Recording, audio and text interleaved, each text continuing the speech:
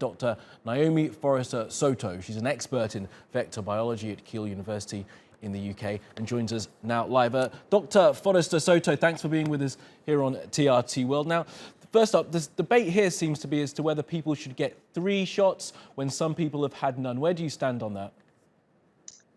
Yeah, that's a really good question. And I think there is indeed a need to try and vaccinate as many people as possible to give them their first 2 doses. But I think we would be foolish not to try and develop novel vaccines or, new updates to the vaccine against these new variants, I should say, so that we can actually start vaccinating people against these newer variants as well, and then maybe hopefully roll those out to people who haven't yet even had one, but against, for those people who are now experiencing the Delta variant, that vaccine would be much more effective than at preventing infection than the ones at the moment, which, although they protect against hospitalization against the Delta variant, don't actually necessarily prevent people from transmitting the disease, and that's really what we want to see. I guess the really difficult thing about this thing as a pandemic is that there are so many targets to aim at that all seem to be pretty important. We need to get as many people vaccinated as possible. We need to get everyone having at least 2 doses, and we need to then work on new vaccines. So how do you make the decision as to where to put resources? Because there's only a finite number of excellent people like you who can work on this sort of thing. Yeah, that's a really good question. And I think this is why we need we have lots of these vaccines being developed all over the place. So Pfizer is not the only vaccine out there. Novavax was just approved. We've got the Johnson & Johnson one shot. We've got the AstraZeneca.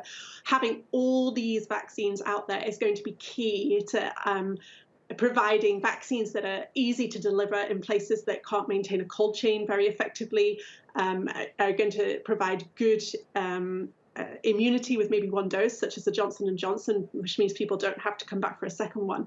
And there's a lot of focus on the Pfizer vaccine, but that is only one of them. And, we do need to think about the fact that we do have other potential vaccines out there, and using all of them strategically is going to be the way I think that we accomplish this. Okay, then. And Doctor, let's talk a little bit about variants if we can then. We've got this Delta variant, there's a Delta plus variant. Is there any way of assessing, judging where these variants will pop up? Am I right in thinking that they're more likely in areas of low vaccination? Yeah, so just variants, everyone asks me about this. So whenever a virus replicates, it produces mutations. And some of those mutations are going to be make the virus better at infecting or better at transmitting. And if it's in the right place at the right time, it might then go on and infect somebody else, and then infect somebody else and become dominant in the population. So anytime you have virus replicating, whether that's in people who are vaccinated or people who are non-vaccinated, you have the potential for variants to occur. Now, just by the laws of average, of course, if you've got lots of people who are not vaccinated, it's a much higher chance of getting those variants that are, more, beneficial for the virus and less beneficial for us coming to the top and, becoming more effective. So it's just, you can't stop the virus from producing variants, but you can, by vaccinating people, you can reduce the likelihood that by chance one of them will come and start to dominate like the Delta or the Delta plus variant did.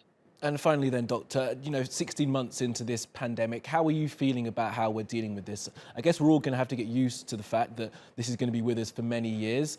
We're going to have to probably have booster shots each year, maybe like a flu vaccination. Where are you with it? How are you thinking we're doing? Yeah, so I'm privileged enough to live in the UK, where vaccination schedule has been going really much better than anyone could have hoped for. And so that has, created somewhat, I think, maybe a complacency among some people. But I recognize that we do need to roll that vaccination out across the whole world if we're going to help control the virus. I think there needs to be a bit more cooperation, maybe between nations and sharing vaccines. We certainly need to continue to develop updated vaccines to continue to deliver vaccines year on, year out as the virus mutates.